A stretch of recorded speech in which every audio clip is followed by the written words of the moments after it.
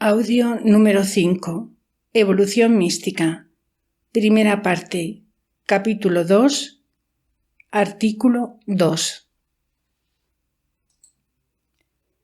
La gracia de Dios y la comunicación del Espíritu Santo. Punto 1. La gracia santificante, sus efectos. Da nueva vida, se eleva en el orden del ser y deifica la sustancia del alma, la regeneración y el renacimiento, la transformación y la renovación, la gracia y la naturaleza, nuestra creación en Jesucristo, la gracia en sí y la gracia participada. La gracia, diremos con el catecismo, es un ser divino que hace al hombre hijo de Dios y heredero del cielo.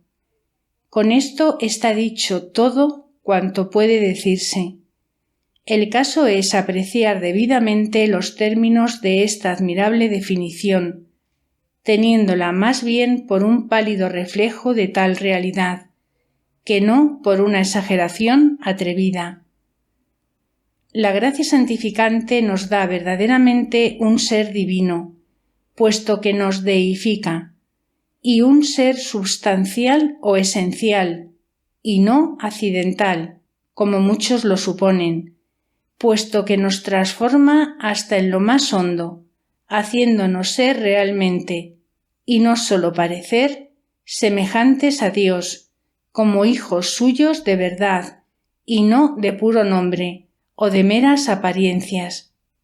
La gracia, escribe el venerable Granada, tiene esta maravillosa virtud de transformar al hombre en Dios, de tal manera que, sin dejar de ser hombre, participa en su manera las virtudes y pureza de Dios.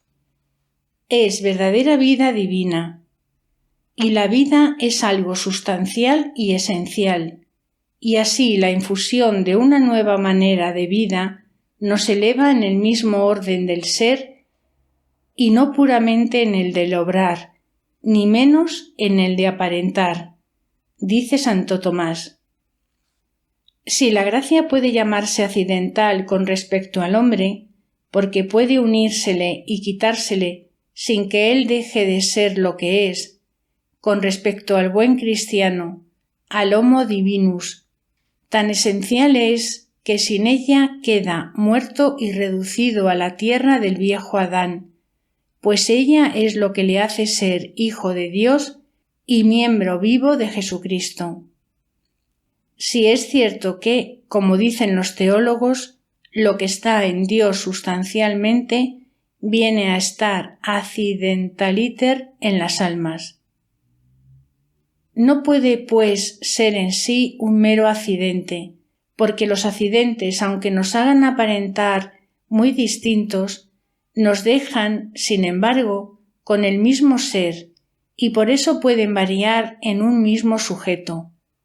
No es tampoco reductible al orden de las propiedades porque éstas dimanan del ser, y lo suponen. Como inadmisibles lo caracterizan, mas no lo constituyen. Luego, según nuestro modo humano de apreciar las cosas, la vida de la gracia pertenece necesariamente al orden sustancial y tiene por propiedades la caridad y demás virtudes y hábitos que siempre la acompañan y con ella desaparecen. Estas propiedades que de ella dimanan y por lo mismo con ella las recibimos como un germen, vienen a constituir las potencias operativas de la misma gracia. Los verdaderos accidentes de este orden son todos los aspectos cambiantes, todos los influjos transitorios y todas las peripecias de la vida sobrenatural. Por lo mismo que es algo sustancial y que nos eleva en el orden del ser, la recibimos, conforme enseña Santo Tomás, en la misma esencia o sustancia del alma para transelevarla, no en sus potencias. En éstas se reciben tan sólo las virtudes y energías operativas que las corroboran y transforman, ordenándolas al fin sobrenatural y haciéndolas capaces de obras divinas, que así se recibe en la esencia del alma, para deificarla. Es hoy generalmente admitido. Egidio Romano, que es uno de los mejores discípulos del angélico doctor, lo probó ya con muchas e irrecusables razones. Porras resume la doctrina escolástica en estos términos. La gracia habitual es la vida divina comunicada al alma, como adherida a la misma sustancia de ésta para deificarla. Se llama gracia santificante, y como adherida a las facultades para hacerlas capaces de obrar sobrenaturalmente, se identifica con las virtudes infusas con las cuales se relacionan los dones del Espíritu Santo. La gracia santificante, las virtudes y los dones constituyen la gracia habitual. Todos los sacramentos sin excepción la producen. ¿Cómo se realiza, pregunta Forget, esta deificación? ¿De qué modo maravilloso se hace esta inoculación de la vida divina? Ordinariamente por el bautismo, constituyendo una verdadera generación que termina en un nacimiento real. Esta nueva generación de que tantas veces se habla en las sagradas letras, este segundo nacimiento tan celebrado por los padres e incesantemente recordado en la liturgia, generación incomparablemente superior a la primera, puesto que en vez de una vida natural y humana, nos transmite una sobrenatural y divina, nacimiento admirable que hace de cada uno de nosotros ese hombre nuevo, del que habla el apóstol, creado según Dios en la verdadera justicia y santidad, generación del todo espiritual y sin embargo real, cuyo principio no es la carne ni la sangre ni la voluntad del varón, sino el libre querer de Dios. Nacimiento misterioso que proviene no de semilla corruptible, sino de una incorruptible por la palabra de Dios. Generación y nacimiento tan indispensables para vivir la vida de la gracia como lo son los ordinarios para la natural, pues la misma verdad es quien dice: el que no renazca del agua y del Espíritu Santo no puede entrar en el reino de Dios. Lo que nace de la carne, carne es, y lo que nace del Espíritu, Espíritu es.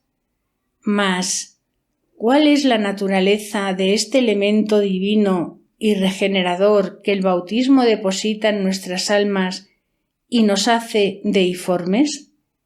¿En qué consiste este principio radical de vida sobrenatural que un sacramento nos comunica y otros están destinados a mantener, a desarrollar y a resucitar si hemos tenido la desgracia de perderlo?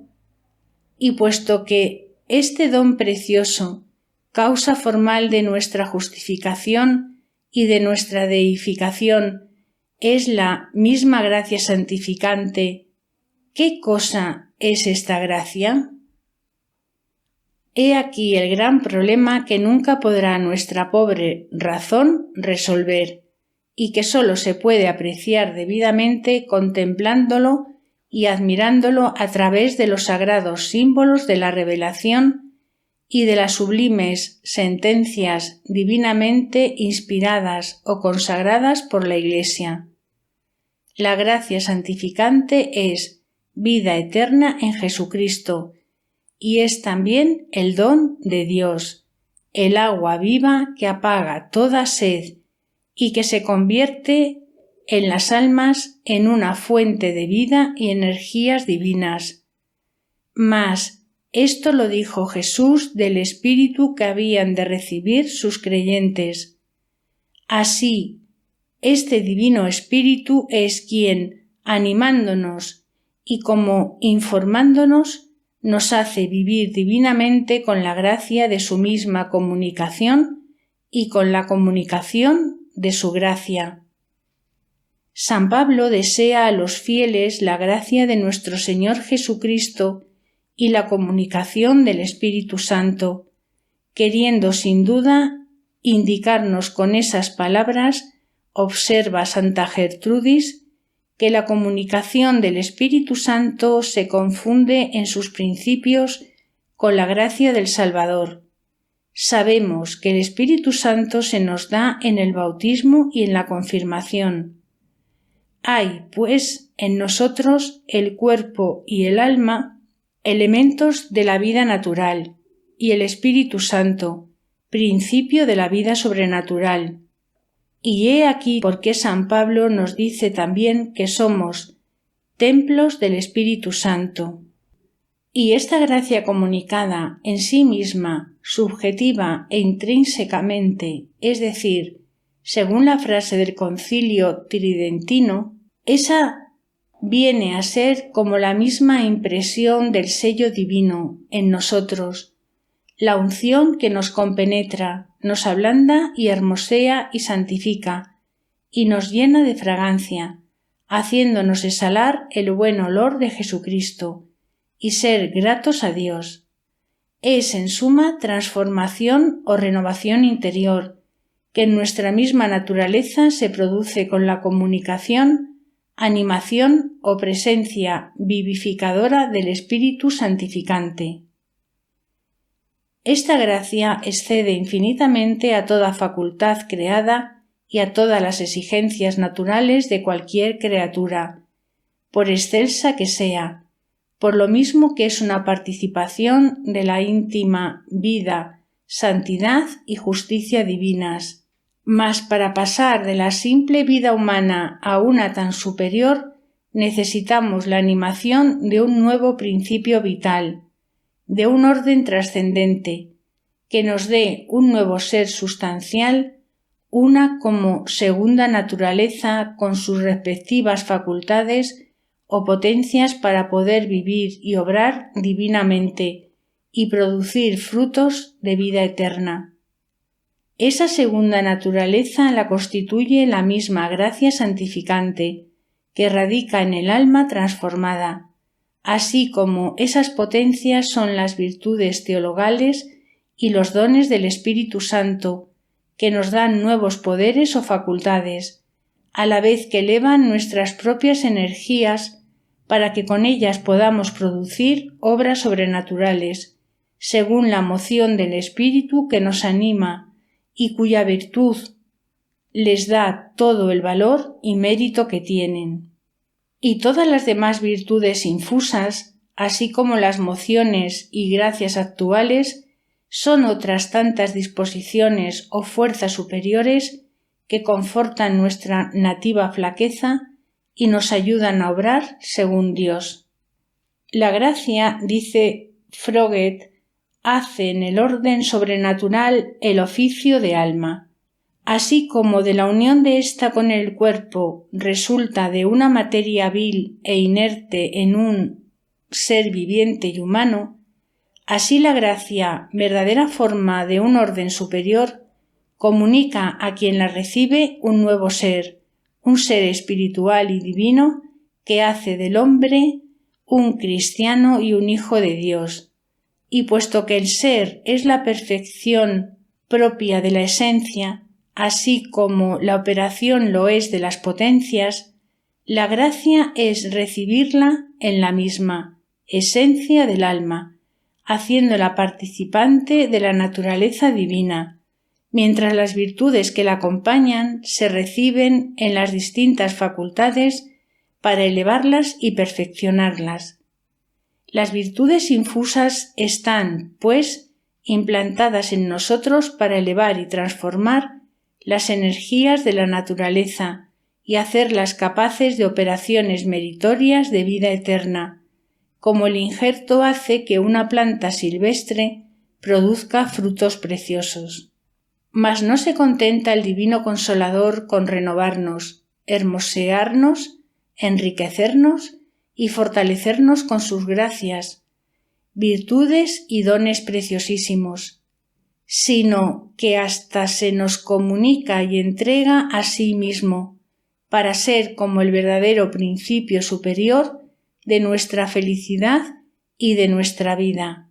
El Espíritu de Jesucristo quiere ser la verdadera vida de todas las almas cristianas. Así, a la elevación y transformación que en nosotros producen los dones sobrenaturales, se añade una unión inefable con el mismo Dios. El donador viene con sus dones, pues así como al darnos el ser natural quedó con nosotros como autor del orden natural, por esencia, presencia y potencia, así al darnos el ser sobrenatural se queda como autor de este orden, cual Padre amoroso, cual fiel amigo, cual verdadero esposo del alma y dulce huésped, que en ella mora como en su templo predilecto y en ella tiene sus delicias, y aun cual verdadero principio de esa vida divina que le comunica. De su íntima presencia, comunicación y acción vivificadora, resulta en ella la gracia santificante, con que la enriquece y hermosea, la renueva y la deja transformada y graciosa hasta en lo más profundo de su misma sustancia, penetrándola y envolviéndola como el fuego al hierro y como un rayo de luz a un purísimo cristal. La criatura, como limitada, no puede comunicarse sustancialmente, advertía el beato Enrique Susón.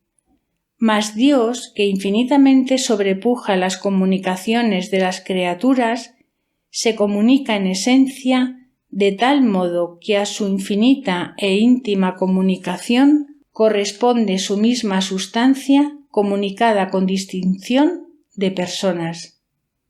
El alma, decía Fray Juan de los Ángeles, es hecha participante del mismo Dios por un hilapso deiforme, esto es, por la gracia que es don divino que se deriva o resbala de Dios en nosotros y nos deifica. La gracia, escribe el padre Hugón, es una efusión del ser divino en nosotros, pues sólo Dios puede comunicarnos su naturaleza y su vida. La presencia natural de Dios, observa el padre Monsabré, nada añade a la naturaleza del ser, pero su presencia sobrenatural la transforma. Aquella deja a las potencias naturales en su actividad propia, mas la sobrenatural las eleva a una manera divina de obrar. Por aquella comunica el ser natural a la criatura, mas por esta otra presencia sobrenatural hácela participante de su propio ser, de su naturaleza y de su vida. La gracia es al alma lo que ésta es al cuerpo, esto es, una forma que hace del alma un ser sobrenatural, como el alma hace del cuerpo un ser humano. Por la gracia se nos comunica y obra en nosotros la misma sustancia divina, pero nosotros somos sus cooperadores y, por lo mismo, merecedores. Que la gracia sea cualidad o sustancia no importa. Lo que sabemos de cierto es que es un don permanente que modifica la misma esencia del alma y haciéndola realmente participar de la naturaleza y de la vida divina, hace del hombre un verdadero hijo de Dios y le confiere una belleza y una grandeza incomparables. Dios crea en nosotros, por su eficaz presencia, una vida nueva y propio es de la vida el ser un principio estable como la sustancia que vive. Oh misterio admirable. Yo estoy todo penetrado de Dios y verdaderamente participo de su naturaleza y de su vida. ¿Cómo podría yo negarlo si su semilla está en mí y la virtud de su generación es la que me conserva? Poco es lo que podemos decir, y más vale atenernos al lenguaje de las Escrituras y escuchar las sublimes interpretaciones de los santos padres. La gracia es Dios, que se une a nosotros como el fuego se une al hierro y lo hace semejante a sí. Es Dios que penetra en nosotros como la luz en los cuerpos diáfanos, a los cuales comunica sus propiedades. El hombre, mediante la gracia, produce acciones divinas. Luego éstas valen más que todas las que proceden de la naturaleza sola. Al mismo tiempo le infunde las virtudes y dones sobrenaturales, que perfeccionan y transforman las potencias donde radican, para que así produzcan frutos de vida eterna. De este modo, ella misma es quien, así renovada, enriquecida y transformada, obra ya como hija querida de Dios, aunque todo el valor y el mérito provienen de la virtud del espíritu que la anima. Todo esto se aclara mucho, según observa el padre Baimbel, con la comparación del injerto. El árbol injertado produce frutos que él solo no producía. Sin embargo, los produce por el jugo de la savia y de todas sus energías naturales, como si fueran suyos. El injerto los hace mejores, pero necesita de la planta, y sabido es que la condición de ésta no deja de influir en el sabor del fruto. Los teólogos resumen todo esto diciendo que la gracia está en nosotros como una segunda naturaleza, cuyas potencias operativas son las virtudes o dones sobrenaturales. Así, contra lo que suponen los protestantes, la misma naturaleza es la que, con la gracia y las virtudes, queda renovada y transformada, de modo que con ellas produzca lo que era incapaz de producir por sí sola. Según ellos, nuestra naturaleza está esencialmente viciada y corrompida, y de ella ni con ayuda de la gracia puede salir nada bueno. De ahí que tengan por inútil y aún imposible toda cooperación del hombre al acto sobrenatural. Pero entonces la culpa habría penetrado más hondo que la gracia, y no sería ésta la que sobreabunda, como enseña el apóstol en Romanos 5:20. La reparación sería no sólo incompleta, sino nula, y en vano se nos recomendarían con tanto empeño las buenas obras. Mas de querer absorber la naturaleza en la gracia, han tenido que venir a parar al extremo contrario. Dejaron al injerto solo sin la planta, a la gracia sin el concurso de la naturaleza, y así el divino injerto se secó, o mejor dicho, no pudo prender en almas impías, que no quieren renovarse en el espíritu, ni aspiran más que a una justicia nominal, imputada y ficticia. Y de este modo sólo les podían quedar los frutos naturales.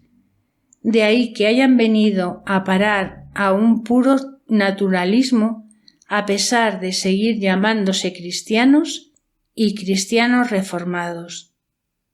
El famoso doctor protestante Sabatier, a semejanza de los puros racionalistas, no queriendo ya reconocer esa misteriosa vida divina que viene a restaurar y realzar la humana, llegó hasta ridiculizar la vieja e inútil antítesis de lo natural y sobrenatural. Mas con eso, observa Fonsegribe, este discípulo de Jesús se condena al naturalismo y racionalismo, dejando evaporarse el sentido de la doctrina de la salvación, absorbiendo toda religión en la moral natural y sin ninguna idea de lo que él llama reino de Dios.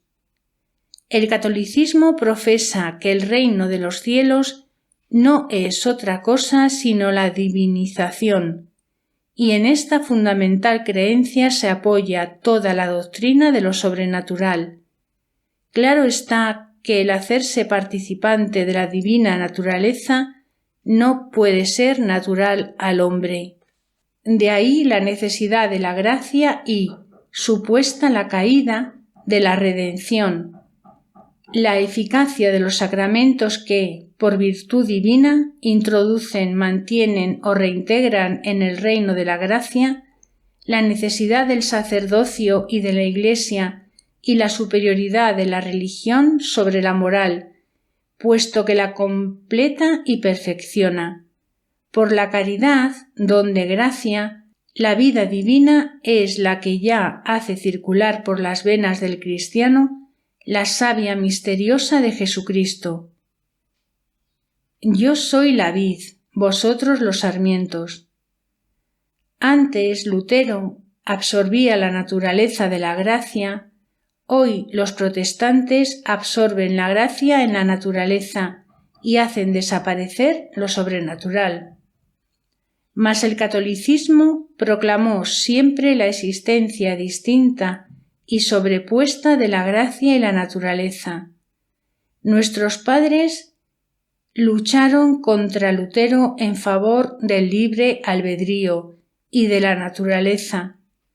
Nosotros tenemos hoy que defender contra los hijos de Lutero el dominio de lo sobrenatural. Mas en todo el Nuevo Testamento se nos habla con frecuencia de la nueva vida que Jesús nos trajo, para llenarnos de ella y así restaurarnos y convivificarnos. Desde el principio de su Evangelio, San Juan nos muestra la vida contenida en el Verbo, como una fuente infinita que se derrama a torrentes sobre todo lo que creen en su nombre y lo reciben, puesto que les da el poder hacerse hijos de Dios. Así es como hemos sido trasladados de la muerte a la vida, y no a una vida cualquiera, sino a la vida eterna que en nosotros permanece, de modo que estando muertos nos convivificó el Señor, perdonándonos nuestros pecados. A esto vino Jesús para que tengamos vida y una vida cada vez más abundante. Tanto nos amó Dios que nos dio a su unigénito para que no perezcamos, sino que tengamos vida eterna. A esto lo envió al mundo. Este principio de vida sobrenatural, que así se nos infunde, se llama ora una semilla de Dios, ora una participación de la naturaleza divina y constituye una filiación real. Así, la vida divina viene a ser para el alma, dice Bellamy, lo que ésta es al cuerpo, y aún algo más. La distinción de naturalezas no impide que la gracia sea realmente inherente al alma justificada. Jamás se probará que la justificación, en vez de ser una renovación interior, sea, como quieren los protestantes, un simple favor extrínseco de Dios, una imputación convencional de los méritos de Jesucristo.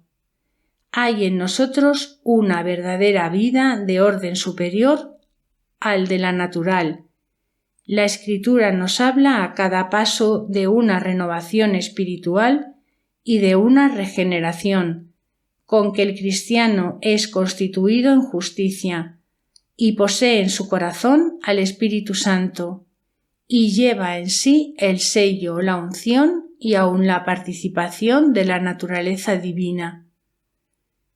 O estas expresiones enérgicas carecen de sentido o designan, conforme enseña el Concilio Tridentino, algo inherente al alma regenerada. Así es como tenemos un nuevo ser. Este es el principio vital que permanece latente en los niños, para ser en los adultos una fuente de actividad. Esta vida sobrenatural no quita nada a la naturaleza, ni la impide desarrollarse plenamente. Antes, al contrario, la sana, la completa y perfecciona, la restaura de la postración en que se encuentra, la corrobora y realza sus energías, dirigiéndolas a un fin incomparablemente más alto. Nos facilita el obrar bien y nos mueve a hacer mejor y por más nobles razones las mismas obras que por ley natural estábamos obligados a hacer, y a la vez nos permite obrar divinamente, produciendo frutos de vida eterna, conforme a nuestro superior destino. No es, pues, la gracia, como falsamente suponen la generalidad de los protestantes, una especie de manto que nos haga aparentar revestidos de Jesucristo, quedando en nuestro interior con todas las manchas del pecado y toda la hediondez de la naturaleza viciada. No es tampoco, según algunos de ellos se figuran, la mera presencia del Espíritu Santo que nos hace resplandecer con su divina santidad y justicia, sin tenerlas nosotros realmente, sino que, por nuestra misma parte, es algo íntimo, sustancial y personal que se ha hecho verdaderamente nuestro, que nos purifica y justifica, y renueva y reforma y transforma, y nos regenera y recrea, haciéndonos ser semejantes a Dios, como hijos suyos y por tanto verdaderamente justos, no con la misma justicia incomunicable con que Él lo es, sino con la participada con que nosotros mismos venimos a serlo, porque Él nos ha hecho tales. Si el Espíritu Santo es la verdadera alma que da vida y unidad al cuerpo místico de la Iglesia y anima y dirige concertadamente a todos los miembros que en ella viven, la gracia es la única forma interna y propia de cada uno de estos elementos que constituye ese cuerpo vivo, donde quedan íntimamente transfigurados según el grado de comunicación y animación del Divino Espíritu. Así como por la creación recibimos el ser natural y la vida humana, así por la regeneración recibimos el ser sobrenatural y la nueva vida cristiana, que es vida divina. Por eso la justificación es una manera de creación sobreañadida, una recreación, que nos da un nuevo ser, no ya humano, sino divino. Realmente hemos sido creados en Jesucristo, para vivir otro género de vida. Mas la creación, claro está, que se refiere al fondo del ser sustancial, y no a los accidentes, ni menos a las apariencias. Hemos recibido, pues, con la gracia una nueva realidad aún más sustancial, sobresustancial, que en el mismo orden del ser nos eleva más todavía de lo que pudiera elevar la infusión de un alma en un cadáver, o sea, en un cuerpo inerte y mineralizado. Sin la gracia éramos, con respecto al vivir divino, como hediondos cadáveres o como minerales inertes, y por ella somos trasladados de muerte a vida, del reino de las tinieblas al de la divina luz. Éramos piedras brutas y toscas, y lo que es peor, desgajadas o deformadas, de la cantera de Adán, pero de ella supo Jesucristo suscitar verdaderos hijos de Dios. Por lo mismo que la gracia nos regenera, nos hace ser hijos de quien por ella nos adopta. Por ella recibimos esa nueva vida, no humana, sino divina, como eterna que de suyo es. Ella constituye formaliter el nuevo ser que tenemos, y nos hace ser lo que en Jesucristo somos. Gratia Dei sunt in quod sunt. Siendo perfectos cristianos, podemos decir que no somos ya tan propiamente hijos del antiguo Adán, como del nuevo, pues ya no estamos configurados a imagen del hombre terreno, sino a la del celestial, habiendo sido renovados y transformados, Como regenerados, renacemos para Dios a una nueva vida, en que todo se renueva y reforma. Para eso recibimos el espíritu de renovación y santificación, para renovarnos según el espíritu de nuestra mente, despojándonos del hombre viejo, pues somos ya una nueva criatura, o por lo menos el germen o rudimento de una criatura divina. Y así como la vida racional, con manifestarse más tarde, nos da un ser más esencial o sustancial aún que el sensitivo, sin destruir éste, sino subordinándolo, así también la del Espíritu Santo nos da uno tan superior al racional como lo es a lo humano lo divino. De este modo nos recrea, regenera y deifica. El apóstol, dice Fray J. de los Ángeles, se atrevió en carne mortal a decir: vivo yo, ya no yo, vive en mí Cristo, que es como si dijera: en lo espiritual, lo accidental tengo de hombre, mas lo sustancial de Dios. Tales nos quiere su majestad para sí, que accidentalmente seamos hombres y sustancialmente dioses, regidos por su espíritu y conformes con su beneplácito. El alma transformada en Dios por amor más vive para Dios que para sí. Está más donde ama que donde anima. Es más de la cosa amada que suya. Y en este sentido se puede decir que los justos accidentalmente son hombres y sustancialmente dioses, pues por su divino espíritu son regidos y viven.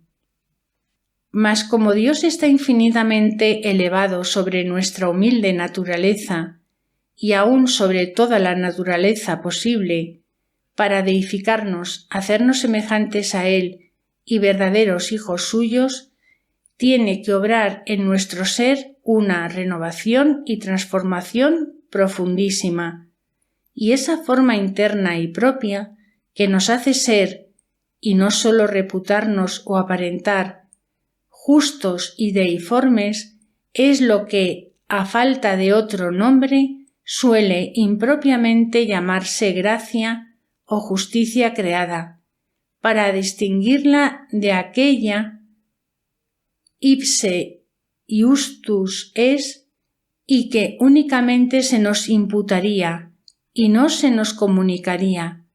Pero esa denominación, aunque útil a veces para evitar los yerros del protestantismo y ciertos escollos panteísticos, es con mucha frecuencia, por tomarse en todo rigor, ocasión de grandes equivocaciones que rebajan hasta el nivel de nuestra pobre capacidad el don inapreciable de Dios.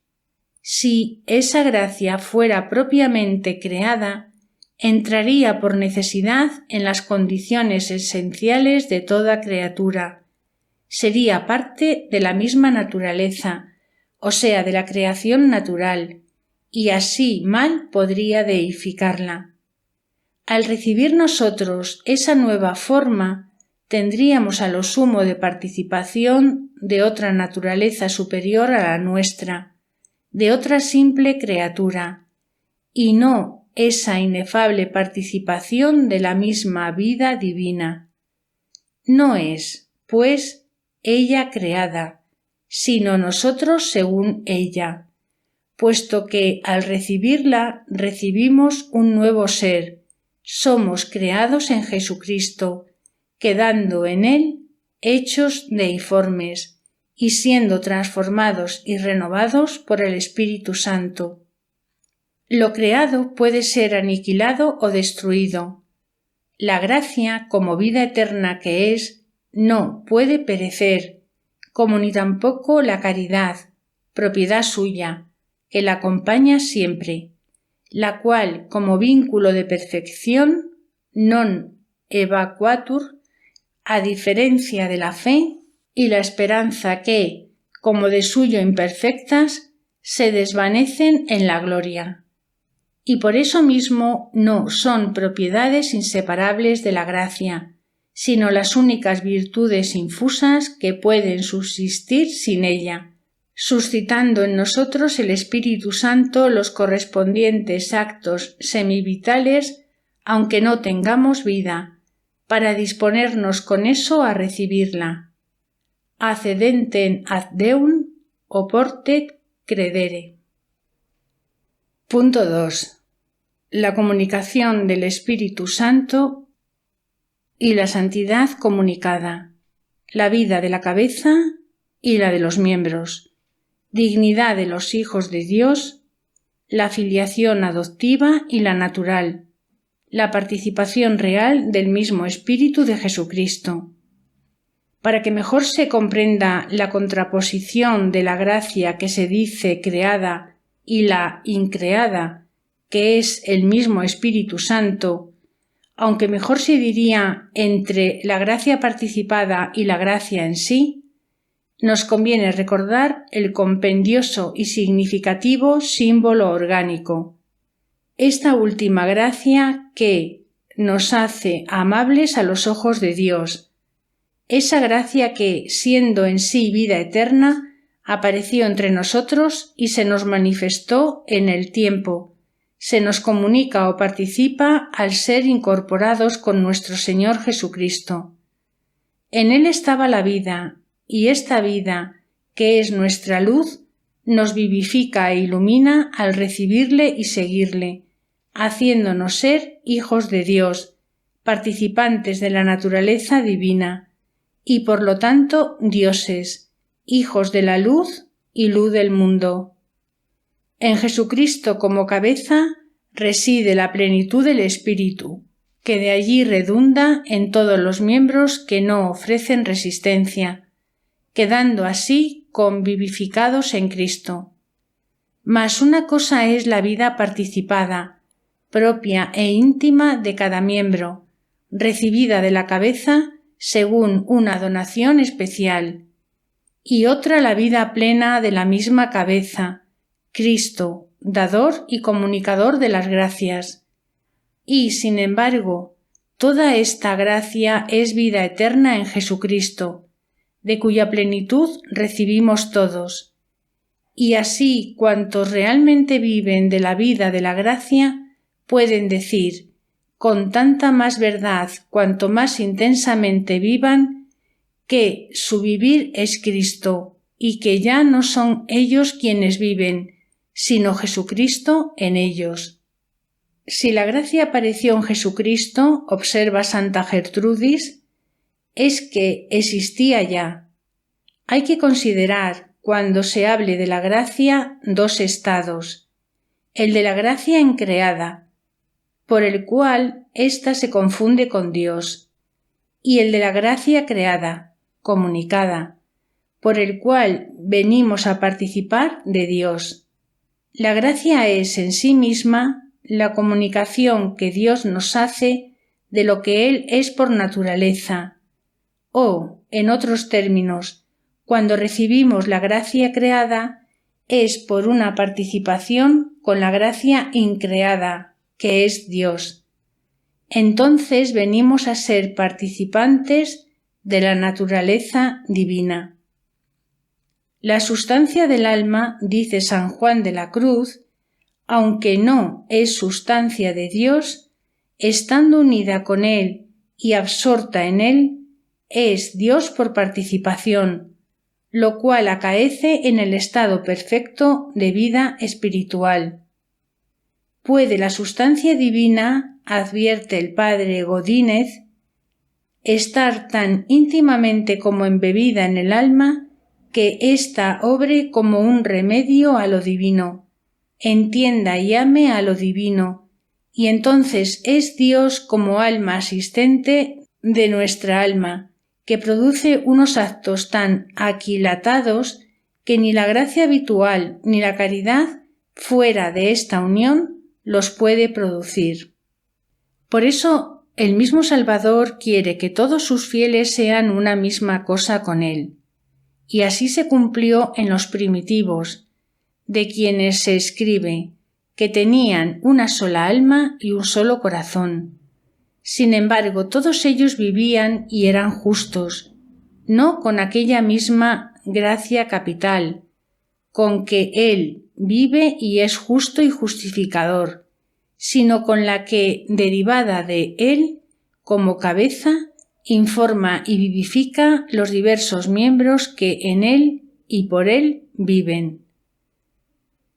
La gracia de Dios llega a nosotros con la comunicación del Espíritu Santo, del Espíritu de la verdad, que mora plenamente en Jesús, y que es su Espíritu, y esta comunicación nos justifica y vivifica, nos renueva, espiritualiza y santifica, no con la misma santidad con que el Divino Consolador es eterna y absolutamente Espíritu Santo, sino con la que, animados de Él, quedamos vivificados, renovados, santificados y hechos espirituales, con esa fe viva con que purifica los corazones y los hace miembros vivos de Cristo, que crecen en templo santo de Dios en el Espíritu, para incremento del mismo Dios humanado.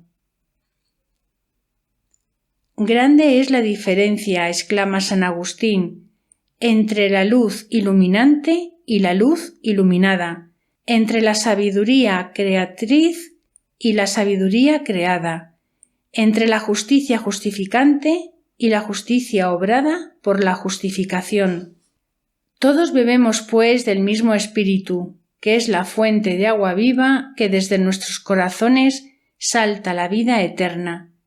Y todos debemos vivir de la vida de Cristo, como sarmientos injertados en esta cepa divina, para crecer en Él y fructificar en abundancia, puesto que, si no recibimos su savia, nos secaremos y sólo valdremos para el fuego, cada miembro u órgano, no siendo quizá algunos más vitales e indispensables, como los que constituyen el corazón y parte del cerebro, pueden degenerar y morir a esa vida de la gracia, y pueden luego recobrarla, resucitando. Pero esa misma gracia que reciben no muere ni resucita, se retira, por así decirlo, y de nuevo vuelve a comunicarse cuando no haya obstáculos, siendo en sí vida eterna, aunque comunicada o retraída in tempore. Así como la luz no se destruye propiamente porque deje de resplandecer en algún cuerpo, cuando éste se le sustrae o le pone óbices, ella sigue su curso o se refleja, y él es el que cesa de ser lúcido aunque pueda volver a serlo recibiéndola. Cosa análoga viene a suceder con la gracia participada, la cual, según la expresión del angélico, causatur in homine ex presentia divinatis sicut lumen in aere ex presentia solis. La animación santificante es obra propia y peculiar del Espíritu de Jesucristo. Lo propio nuestro es el ser santificados, recibiendo su comunicación vivificadora, o sea, la participación de su gracia, y el dejar de serlo por nuestra malicia y el poder volver a serlo por su bondad y misericordia. La gracia participada en nosotros mientras tengamos la suerte de ser miembros vivos de la Iglesia, cuerpo místico cuya alma es el mismo Espíritu Santo, no pudiendo ser destruida ni contaminada y teniendo virtud para deificarnos, mal podrá contarse entre las cosas creadas. No es criatura, sino más bien como una emanatio claritatis omnipotentis Dei sincera, et ideo nil inquinatum in eam incurrit.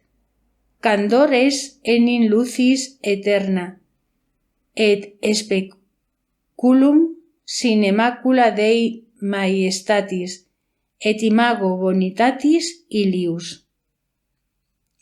pues resulta en nosotros de la vivificadora presencia del sol de justicia, y no se destruye cuando él, obligado por nosotros, se retira, sino que se retira con él, quedando así nosotros en tinieblas, o al menos en sombras de muerte. Ya hemos visto algunas de las comparaciones de que se valen los santos doctores que más al vivo las sintieron: San Basilio y con él San Bernardo, Taulero y la generalidad de los místicos. Compara el alma deificada con el hierro metido en un horno, donde, sin dejar de ser hierro, queda todo incandescente, y sin embargo una cosa es el fuego o calor participado con que íntimamente se hizo ígneo, y otra el del horno que lo enrojeció. Saliendo de éste, ese hierro pierde su condición ígnea, pero mientras la posee, no sólo aparenta o se reputa ígneo por estar allí presente, sino que en realidad lo es. Débil imagen, aunque para nuestra capacidad una de las más significativas, de la misteriosa operación del Divino Espíritu, fuente de vida y fuego del divino amor, que derrama su caridad en nuestros corazones y con su unción amorosa los renueva. San Cirilo Alejandrino dice que nos deifica imprimiéndosenos por dentro y por fuera como un sello viviente que reproduce en nosotros la verdadera semejanza del unigénito de Dios. Y el mismo San Basilio lo representa, ora como un escultor que va haciendo resaltar en las almas esa divina imagen, ora como un sol que las penetra y las pone radiantes de su misma luz, como doradas nubes, derramando en ellas la vida, la inmortalidad y la santidad verdadera. Ora como un preciosísimo ungüento, cuya sustancia misma está compenetrada en nosotros, haciéndonos exhalar realmente el buen olor de Jesucristo. San Ambrosio lo considera también como un pintor que copia en las almas la viva imagen del Verbo, pero nadie expresó ni tan exacta ni tan profunda y gráficamente lo que es la gracia santificante como los dos gloriosos príncipes de los apóstoles cuando la llaman San Pedro, una participación de la naturaleza divina, en la cual se resumen los más preciosos y magníficos dones, y San Pablo, vida eterna. Así es como la gracia santificante recae sobre nuestra misma sustancia para deificarla, puesto que la naturaleza de Dios es pura vida. Al participar de ella, no podemos menos de participar del vivir divino, de la misma vida eterna que, estando en el Padre, se nos manifestó precisamente para comunicársenos. Y teniendo vida divina, debemos tener operaciones conformes a ella, divinas también, para proceder como verdaderos hijos de Dios. Así se comprenderá la prodigiosa renovación que en nosotros ha de causar el Espíritu de Jesucristo, que constituye las arras de la vida eterna, y el misterioso renacimiento del agua y del Espíritu Santo, que tan chocante le parecía a Nicodemus.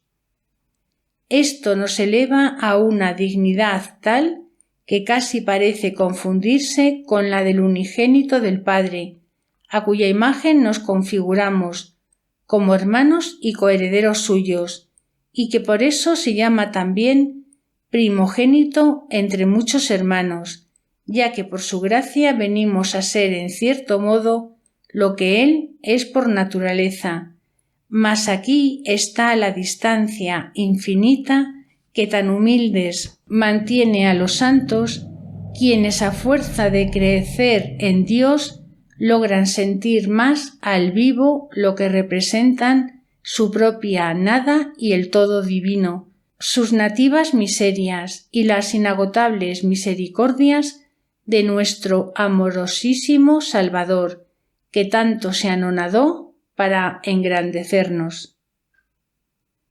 Lo que el Hijo de Dios no era por naturaleza en virtud de su primer nacimiento, escribe San Fulgencio, vino a ser por gracia en virtud del segundo, a fin de que nosotros seamos por la gracia de nuestro segundo nacimiento lo que naturalmente por el primero no éramos.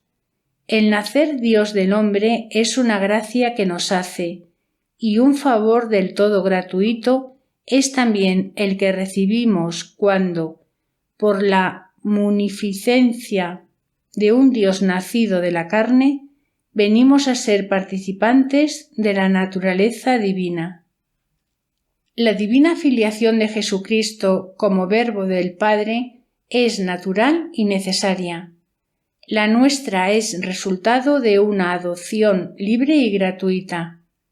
Él nació Dios de Dios, ante todos los siglos, y por Él fueron hechas todas las cosas. Nosotros, después de haber nacido de Adán, renacemos de Dios y para Dios en el tiempo señalado por su piedad y liberalidad. Él, como consustancial al Padre, es eterno esplendor de su gloria y perfectísima imagen de su sustancia. Y nosotros, a medida que, desnudándonos del hombre viejo, perdemos felizmente la forma terrena, nos vamos transformando en la suya y haciéndonos más semejantes a Él, progresando de claridad en claridad, según nos dejamos llevar, moldear e informar del Espíritu que nos hace ser hijos adoptivos de Dios. Él es ad eterno, engendrado y no hecho, como Dios por naturaleza. Nosotros somos con el tiempo reengendrados y hechos dioses por participación. Así, Él es eternamente Dios, porque no puede menos de serlo. Nosotros somos, en cierta medida, deificados por gracia de adopción, de la cual podemos degenerar por nuestra desgraciada malicia. Cuando por su deificencia deiforme, dice San Dionisio, muchos se hacen dioses según la capacidad de cada cual, parece que hay como división o multiplicación de un solo Dios, pero Él es el principio de esta deificación y supraesencialmente Dios único e indiviso. Por el bautismo nos ha incorporado consigo y nos ha hecho miembros suyos. Así quedamos como injertados en Él para con su virtud producir frutos de gloria, obras meritorias de vida eterna. Siendo Él nuestra cabeza, obramos bajo su continuo influjo y participamos de su misma divinidad, de su infinita virtud, de su vida y de su espíritu. Y esto es lo que da una energía divina a nuestras potencias y un valor infinito a nuestras acciones. La Iglesia dice en la misa: «Oh Dios, haznos participantes de la divinidad de aquel que quiso revestirse de nuestra humanidad».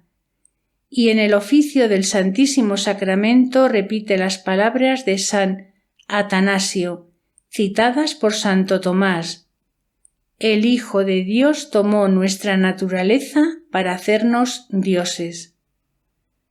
Jesús, como cabeza, tiene la plenitud del Espíritu, que a nosotros nos comunica según la medida de su donación, para que nos dejemos siempre mover de Él en las obras de nuestro particular ministerio, sin resistirle ni contristarlo nunca, sino secundando en todos sus amorosos impulsos y cooperando fielmente a su acción para ser consumados en todo.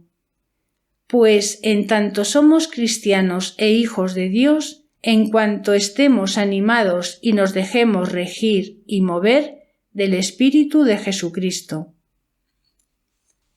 Es incuestionable en teología, dice M.G.R. Gay, que nuestro Señor, en cuanto hombre, nada hacía que no fuera a impulso del Espíritu Santo y bajo su dependencia.